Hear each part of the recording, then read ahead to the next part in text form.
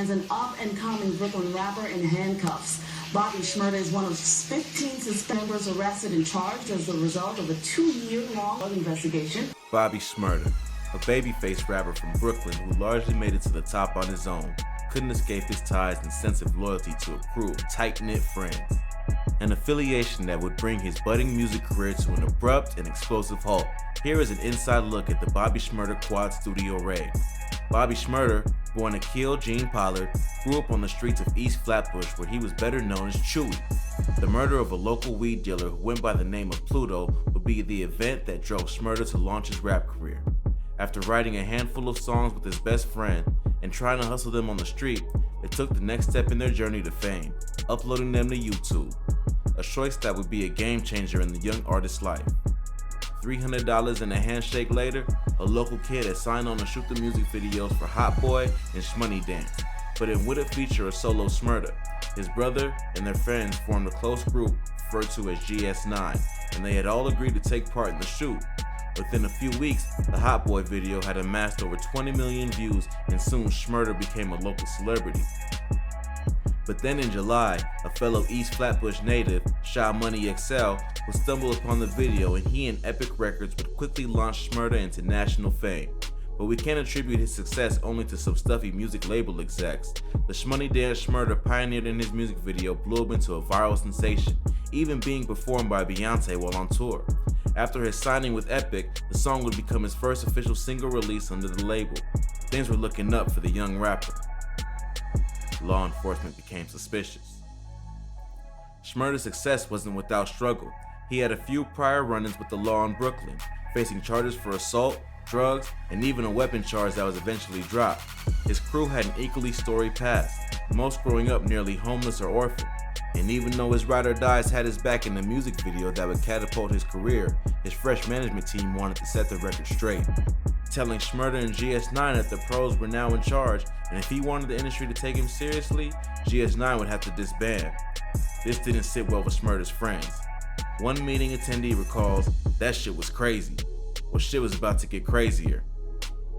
His squad eventually transitioned to celebrity entourage, or so it seemed, as the budding rap artist blew up, touring and doing gigs around the nation. But Shmurda realized one thing: wherever he and his squad went, so did the police. In 2014, as he rode up to a gig in Queens, a surprising number of officers were there, and after a search, found a joint. They arrested the group. Cops maintained that while Shmurda was living it up on stage, GS9 was involved in numerous shootings with rival gangs throughout the summer and fall. They became hyper aware of the alleged gang's ongoings, including Shmurda's return to New York from Florida and his refusal to work in LA, putting him squarely in the crosshairs of police suspicion.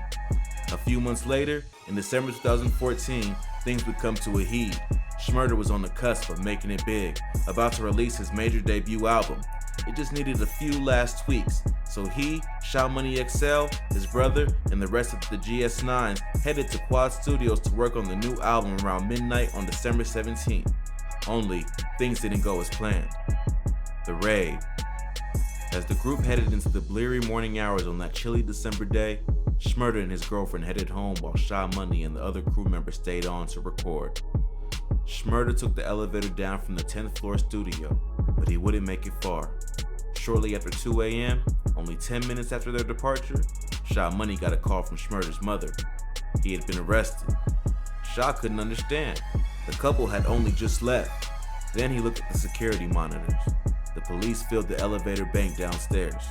The plainclothes officers flashed their badges at the camera. Members of GS9 who were still in the studio went batshit. Those who tried to flee were apprehended downstairs almost instantaneously. With few other choices, the remaining members and Sha hunkered down in the studio. From their 10th floor window, they would see the blue and white NYPD bus pull up and spill its contents of a law enforcement platoon onto the street. Before anyone had time to come up with a plan, the elevator rang out a cheerily ominous bing. Police with rifles ready shouted, "Hands up!" as they poured out from the elevator. Sha and a handful of other studio employees complied. The crew, not so much. Members literally climbed the walls, hid, ran, did whatever they could. Police swept the building, smashing doors and even searching the ceiling. It wouldn't be until 7 a.m. until the last of them, Rowdy was apprehended. Officers then led the chain gang out and onto the street, handcuffed and shackled. Along with them came the fruits of the police sting, contraband. In all, they recovered 21 weapons, coke, and pot. Police maintain that Shmurda and GS9 have terrorized the East Flatbush neighborhood for months and had a nasty habit of firing rounds wildly into crowds. They had long been investigating the crew on suspicions of trafficking and shootings. They charged Shmurda with discharging a weapon into a group of people outside of a barbershop and being present for other shootings.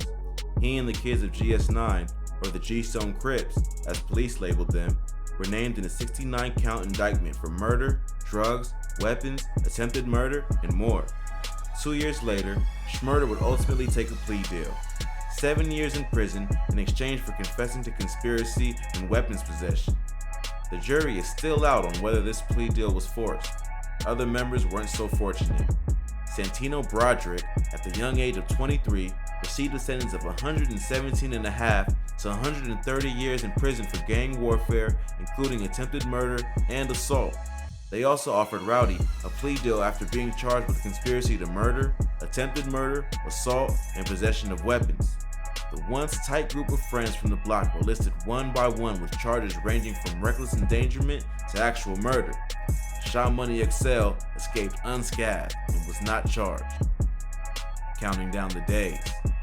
What would have been an undoubtedly illustrious career for the babyface rapper has been put on hold until at least December 11, 2020, as he bides his time in prison. He's been counting down the days, as have many of his fans who hope his return will be just as explosive as Tekashi 6ix9ine's recent release. So there you have it, an inside look at the Bobby Shmurda Quad Studio raid. If you're new to the channel, please hit that subscribe button below and tell us which incident or story you would like to see in an upcoming video. And don't forget to check out our other videos. See you in the next one.